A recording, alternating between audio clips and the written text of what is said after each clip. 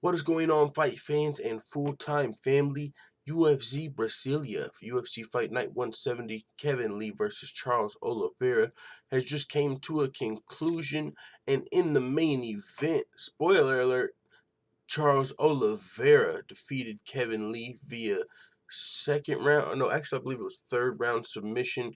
It was a pretty interesting fight, pretty interesting finish. We're gonna get to that. We're also gonna cover the other results of the main card as well, and then we're also gonna talk a little bit about how the coronavirus has affected the UFC and how it could potentially cancel two of the UFC's upcoming events, as the state of Nevada has revoked all fight permits indefinitely. They came out and they put a timeline on that recently, and they actually said it's only, I believe, until March 21st when they're going to have a hearing and determine whether or not they're going to allow combat events to continue. But as of right now, the next two UFC events are in jeopardy, and of course, we all know Tony Ferguson versus Khabib Nurmagomedov. The cursed fight is supposed to be going down early April, and that fight could easily be impacted by all of these mandates due to this virus. It's supposed to be going down in Brooklyn.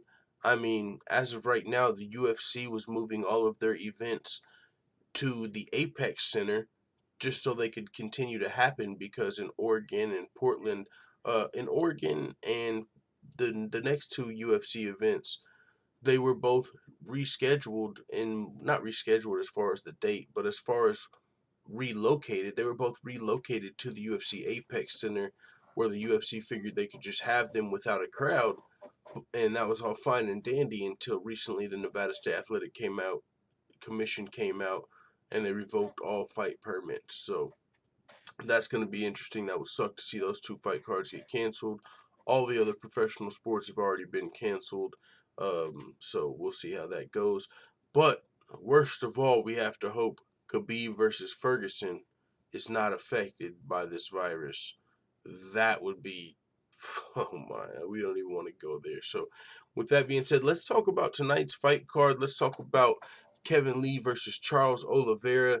Man, it was a decent fight. Kevin Lee disappointed though. He missed weight, which was already disappointing, and he came into the fight and there was a grappling exchange in the first round. That's essentially what it was. Kevin Lee and Charles Oliveira. Charles Oliveira had Kevin Lee in danger a lot throughout the fight, but Kevin Lee, you could just tell early in the second round, he was already starting to get a little bit tired. So in the second round, I came to the conclusion, even though Kevin Lee did win the second round, where he had a lot of top position pretty much the entire fight, he was pretty much hanging on for dear life, just trying to hold Charles Oliveira down to prevent him from whooping his ass.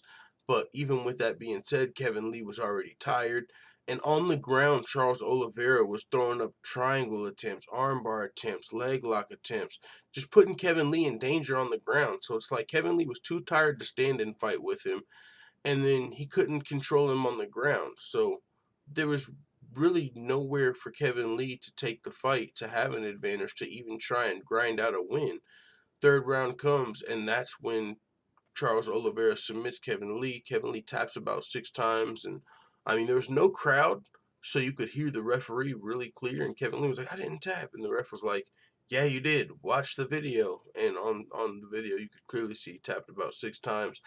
But with that being said, Kevin Lee was submitted in the third round. Charles Oliveira now on a 7-fight winning streak, and he said he's going to be front row at Khabib versus Ferguson. Little does he know, there might not be a crowd in attendance to that fight, so he might not be allowed in the front row. But it was wishful thinking. Either way, Charles Oliveira moving up into the contender. He's in the contender status. Nobody was talking about Charles Oliveira in the lightweight title picture before tonight, and now he's up there. So big win for Charles Oliveira over Kevin Lee, the lightweight contender. Co-main event, we had Damian Maia versus Gilbert Burns. That was a fight that Gilbert Burns won via TKO in the first round. He dropped Damian Maia with a really clean left hook, and he finished it up with some TKO afterward. Both of these guys are extremely decorated jiu-jitsu fighters. We got to see a little bit of grappling, and Damian Maia actually looked like he was getting the better of Gilbert Burns in the jiu-jitsu scramble in the beginning of the first round. But once they stood up, Gilbert Burns put his coach's plan into strategy. He said Damian Maia's going to throw that straight left and don't use power, just use precision. Time that left hook, it'll be there, and that's exactly what he dropped Damian Maia with. So that was a good fight, good win for Gilbert Burns. He moves into the top 5, potentially top 10 for sure, of the welterweight division, and he called out Colby Covington. You know, he talked about how he watched Damian Maia growing up, and how even though he had to fight Damian Maia, it was hard for him to finish him that way because Damian Maia was idol to him essentially. He's a jiu-jitsu guy that was really high level in MMA as well, both from Brazil. So Gilbert Burns looked up to Damian Maia, and so fighting Colby Covington, not only would it be has Colby Covington beat Damian Maia in the past, and could he kind of get vengeance for Maia, but it would also be, Colby Covington said a lot of disparaging things about Brazil, so there's already some heat in that fight. Gilbert Burns was a little worked up when he was calling out Colby Covington, and I think that could be a really good fight. We also had Renato Moicano versus Damir Hadzovic. Renato Moicano finished him early in the first round, and he was a little heated after the fight at Damir Hadzovic. I mean, he acted like Damir Hadzovic, disrespected someone in his family. Renato Moicano was pissed off, even though he won the fight and choked him out. I was like, God, what happened? And Michael Bisping asked him what happened, and he just went on to talk about how much he loved his family, and his wife was carrying his baby. Didn't mention it. Either way, very good performance for Renato Moicano. I believe that was his first fight up at lightweight. He's looking to now get a ranked opponent in lightweight. He called out Paul Felder. That could be a fun fight. That was on nobody's radar. Renato Moicano versus Paul Felder. That would be a really good fight. We had Johnny Walker versus Nikita Krylov. Johnny Walker came in there and disappointed. Came in there and just got his ass whooped by Nikita Krylov. Johnny Walker didn't really have the energy to even contest after the first round. Nikita Krylov did a good job of grounding Johnny Walker, putting him on the mat, getting him tired, and yeah, just bad performance from Johnny Walker. 30-27, 29-28, 29-28. Nikita Krylov won via unanimous decision. Johnny Walker now on a 2-fight losing streak. And then, of course, to start off the main card, we had Francisco Trinaldo versus John Makdessi. Francisco Trinaldo looked great in there. He came in there. John Makdessi was just backpedaling the whole fight. He kind of looked like Holly Holm, kind of on his bike. And Francisco Trinaldo just won via unanimous decision. So that was the main card. And of course, keep in mind there was no crowd. How did that affect the card? Honestly, in my opinion, I think it made some of the fights better, especially on the prelims. It felt like some of the some of the fighters were more comfortable, and you could just really, it makes sense on the prelims because some of those fighters might be the fighters not as comfortable in the bright lights. Kevin Lee's been there before. Charles Oliveira's been there before. Damian Maia's been there before. They fought in front of thousands of fans. It wouldn't have affected them as much. But the fighters on the prelims who can freeze up in the bright lights, they performed well tonight. There was a lot of really good fights on the prelims, and I wonder if it was because there was no crowd, a lot less nerves, they were in their element more, and they were able to perform. But I did notice the prelims had a lot of action tonight, and I wonder if that was due to not having all of those fans there.